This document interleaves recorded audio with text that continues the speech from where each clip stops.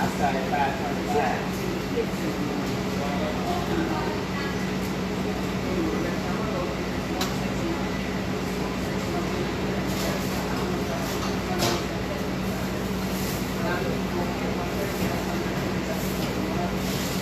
Yeah, I ain't having no seizure. I'm doing that dance. Y'all know that. I know everything was just on in the Good morning, precious.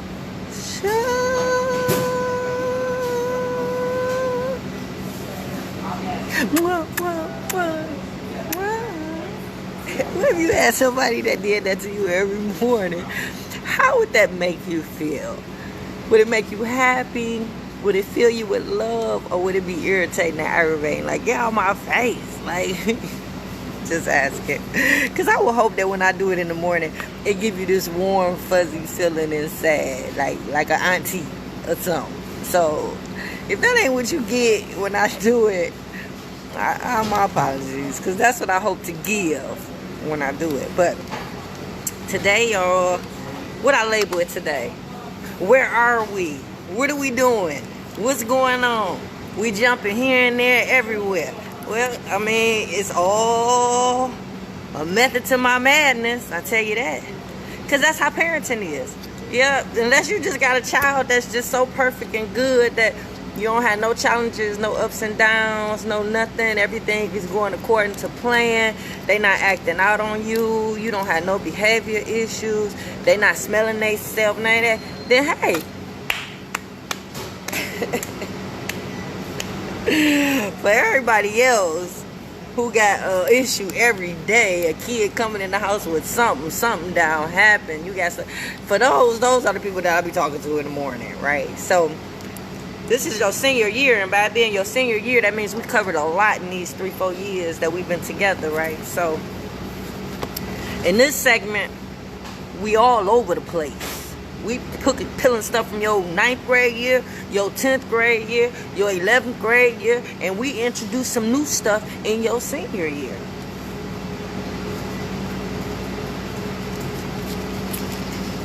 So right now, we're talking about relationships. We're talking about roles. We're talking about respect. We're talking about responsibilities. We're talking about reputations. And we're talking about representation as it relates to the children and as it relates to y'all relationship, mom and dad, and everybody else that's involved with them children, right? Oh, liquid drops. All the prettiest girls are from Detroit, baby. Liquid drops. And then you got the last, I want to say it's the last Project Prison. Last Project Prison, last project, something. I tagged it on my Facebook page, but it's change is coming. Change is coming, yep. And you already know Movado. You already know Allure. I just be trying to keep my people in the loop. That's all. Keep my people in the loop. So that's what we're talking about here. We're talking about your manipulation tips that you've been using on this baby to get back to your baby mama and your baby daddy. We're talking about the ones that you started using on your 9th grade year and how it has affected your children now. We're looking at the psychological damage of it all. We're looking at the adverse effect that it has on your babies. Yeah. Now you see why. Your baby ain't got no respect for you. When they over their daddy house, they call you bitches, hoes. They say you ain't shit. They talk about all the stuff that you don't do. They don't never give you no credit for nothing that you do. Yep. So, I mean, that's the reason why when the baby come over, they treat you like that. Because these people don't talk so low about you to where that's how the baby looks at you. The baby devalues you. The baby don't have... I know. Ain't that terrible? You would think grown people would know better. You would think that. Yeah, especially if those things weren't done to them. Because people that has been abused as a child and they go through certain things, when they put their children through it, I'm not going to say I give them the benefit of the doubt, but at least I know why they're doing it. I understand the reason why, right? Don't nothing make you raise up faster than somebody standing behind you while you bent over. Fixing Jesus, right? So those manipulation tips that they've been using, yeah, now we looking at how they look now. Remember, they wasn't making the baby clean up at their house. Now you see now Every time your baby room nasty, stank, is funky, they funky. I mean, yeah, you arguing with them every day to clean up. They dragging their feet. Yeah, because all these years when they go over to their mama house or their daddy house, they not making them do it over there. So, I mean, this is just letting you see what we've been discussing all this time. And then that led us into talking about mental disorders.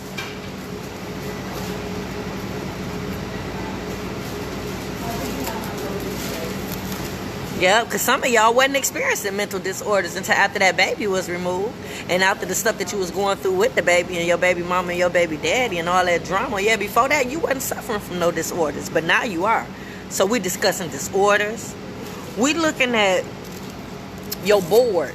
Remember we created the board in your 9th grade year? Because we was trying to figure out who was poisoning your child, who was planting seeds, who was turning your baby against you, who was allowing the child to get away with it. Yeah, we was trying to figure it out, so we created a board. We got suspects on the board. Who would do this to your child? We eliminated people. We got people that's on the board still because they're guilty by association. Some of y'all got that baby on the board still. I know. Because some of y'all had kids that was old enough to know better. They was old enough to come back and tell you, hey, they talking about you over here over daddy's side and mama's side. Good morning, Marvin. How you doing, baby? Mwah. Yeah, they talking about you, mama, or they talking about you, daddy. Yeah, but I don't even want to go over there no more just because of how they treating you or how they talking about you. I don't like that, right? That's how most kids be. That's how most kids be, right? So, people that's guilty by association, meaning the people that's in their camp, that know you. They know better. They could have done something. They could have said something. They could have said something to your baby mama or your baby daddy. They could have said something to the kids. They got some type of influence over that baby. That baby loved them too. They could have jumped in at any time and said something to help you have a better relationship with your child. Would you say that ain't their responsibility? Yes, it is. That's what the village is. That's what the village means, right? Who would allow a child to just not be in their father's or their mother's life without at least trying to help figure out what's the reason and what we need to do to figure it out to make sure that that child has a balance with their mama and their daddy? Do the mama need help? Do the daddy need help? Anybody on drugs? Do they need a lawyer? What do we need to do to make sure that the mission is to keep both parents in this child's life, right? So, people guilty by association is people that's involved in that child's life, people that you have in your circle, people that you have there should be able to step in and say something to you or that child, right?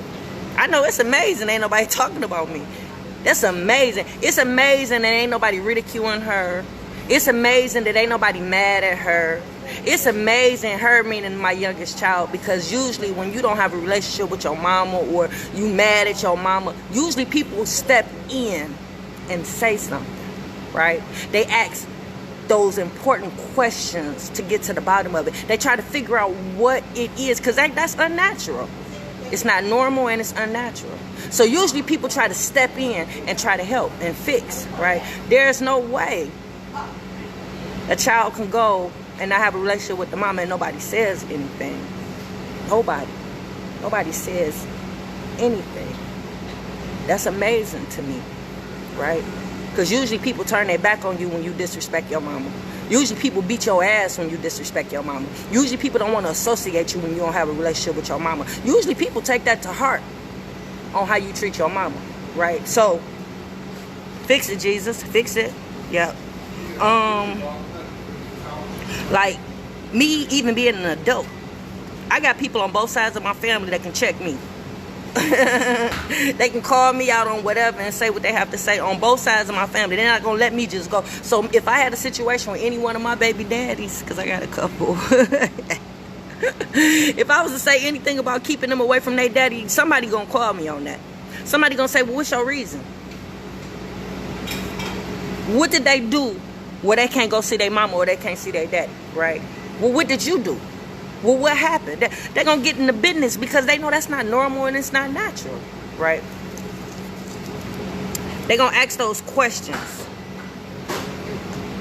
The who, the what, the when, the why, the how. And you probably got those questions on your board because you're trying to figure out how. You're trying to figure out why. You trying to figure out who was using these manipulation tips. Where was they at when they was using it? How did they work? Fix it, Jesus. So we're talking about the relationships between the grandparent and the child. We talked about the difference between a grandparent being in a child's life when the parents are still present and acting parents, and when the parent is not. And the grandparent has full control and full right of that child. We talked about setting up boundaries sometimes for those parents, those grandparents that cross the line when the parents are involved in the children's lives. Yep. People should have been calling me for everything. Ask her mama, is it okay to do this? Call her mama. What do her mama think about this? How do her mama feel about that? Fix it, Jesus. We're talking about the relationships that you have with each other after the breakup. Yep. We touched on the sibling relationship and how important it is. We talked about the responsibilities that fall on the oldest. We talked about the middle child syndrome, the youngest child syndrome, the oldest child syndrome. And we talked about the importance of the relationship between the siblings. We even went so far as to say it's the parents' responsibility to make sure the kids grow up together and know one another. Especially if you got children outside the home. Fix it, Jesus. Fix it, Jesus.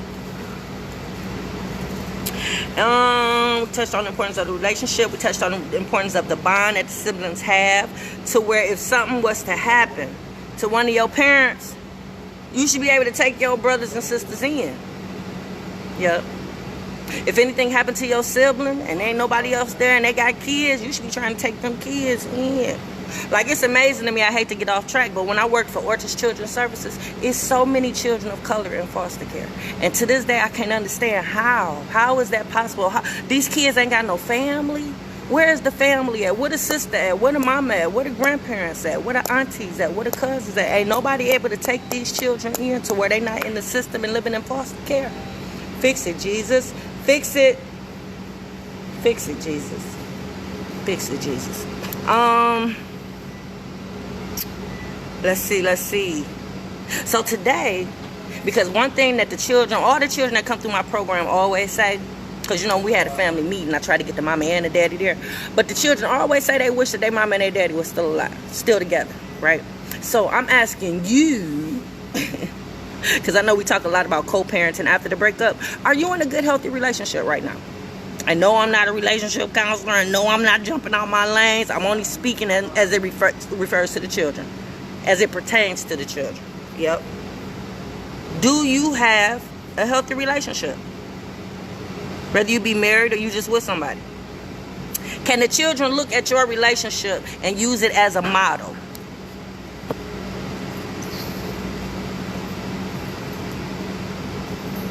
Do they see you expressing love to one another? Like, do they see you giving affection, hugging and kissing? Do they hear you tell one another how you feel? You love each other and miss them and all that good stuff. Do they hear that?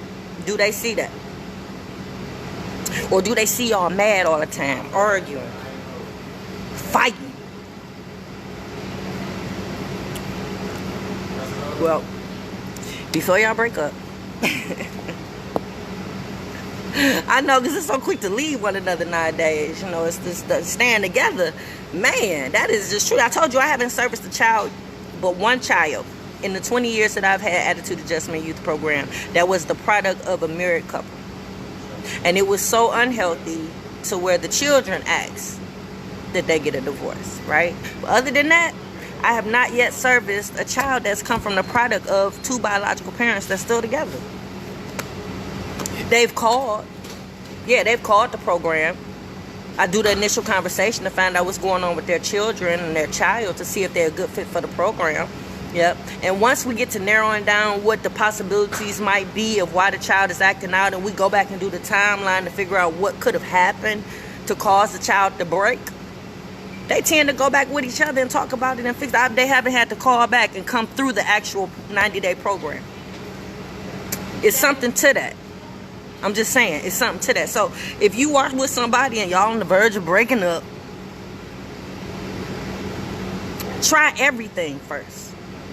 I know you tired. You went through it over and over again. It's been, you saying the same thing, you repeating yourself. I get it. But I'm gonna tell you, the grass ain't green on the other side. Let me just say that to you. I'm gonna say, not saying that's enough to hold you back, but just know the grass ain't green on the other side, right? And then I want you to do a couple things first, right? Did you guys go to couples therapy?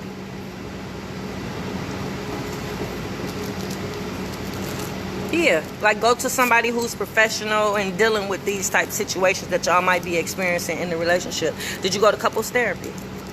Did you go to a marriage counselor? Somebody that just specializes in marriages, to see if it's anything they can do to help you get back on track, right? Because y'all took vows, or y'all been in this relationship a long time. I mean, you know, don't hurt. Have you talked to your pastor? Your bishop, your reverend, the pope, you know, whoever. Did you talk to them first as a couple? What about a mutual friend? Did you have a mutual friend sit in on the conversation? Somebody that's in between, that's not gonna be, that's biased. That's you. Talk to them and see if they can. Somebody that you trust. Do y'all? Do y'all talk about the problems that you have with one another? You know, I'm always talking about creating a safe space for the kids to be able to express themselves. And then I tell y'all to create a safe space for the baby mama and baby daddy for y'all to be able to sit down and talk about the issues that you have with the parenting, if any, even some of the good stuff. But y'all have to create a safe space, meaning chalk out some time to sit down and do that. You got to do that in your relationship, too. Yeah, if y'all unhappy, yeah, before you dip out. Sit down and talk to your mate and tell them exactly what the problem is. I ain't saying don't load on them all at once in one conversation. You got 5, 6 different issues and you about to let them know right now. No, one at a time. Then give them time to fix it if they can, if they're willing to. And then, you know, if they not, then move on. You know, but yeah, give them a minute. And then once you see them moving in a good direction for that problem, then hit them with another one. And then don't hit them with the problems when they hitting you with them. They trying to tell you what you doing wrong, and instead of you listening to what their issues are and what they telling you what the problem is, so that you can have the opportunity to fix it, you hitting back with all the issues that you have with them. So now y'all both like each other, and ain't nobody heard nothing. So y'all both sitting there still don't know what the problem is, still mad, right? Yep. And don't go to bed mad. That's a good tip. Yeah, don't go to bed mad. See if you can resolve whatever that issue is. Does it happen that day? See if y'all can sit down and talk about it that day. But if y'all got issues that's been festering, issues that's been going on for quite some time, issues that you know you done brought to their attention, and it's to the point now where you thinking about leaving or stepping out, and don't step out. Leave first. If you aren't happy... I know they cheated on you. That ain't shit. I know, but who fixes Jesus? It's a Christian show. Yeah, don't cheat to get back. You know what I mean? If you gonna leave, leave. Give yourself time to heal after the relationship. See if you can find closure with that individual. If you can't, find it on your own. Give yourself time to heal before you jump in. Yeah, getting up under somebody ain't the fastest way to get over somebody. Whoever said that crap, don't believe them. No. Get yourself together and then move on, you know. But for the most part, if you're in a relationship, if you with your baby mama, baby daddy, you in a stable situation and y'all got some issues, see what y'all can do first about trying to fix them and stay together before y'all leave. And I ain't saying just stay together for the kids. No, I'm not. But definitely think about the consequences and think about everything that happens after that if you do have kids involved. Think about how it's going to affect them, how their lives is going to change, and let that kind of help you figure out what y'all need to do as a couple. Yep, I would never say stay together for the sake of the kids, because you cannot raise a child in a house with no love. Yep, they see everything. Yep. So y'all, that's it for Coffee and Conversations. Your girl, Shakenya. I'm out TikTok. 26 on 5, 3 digits. All right, Instagram. Let me give y'all some waves. All right. I'm out. All right, Facebook, this is what we do, baby. Hey, Tamika, good morning. Hey, Lena, good morning. Y'all enjoy y'all day. Mwah.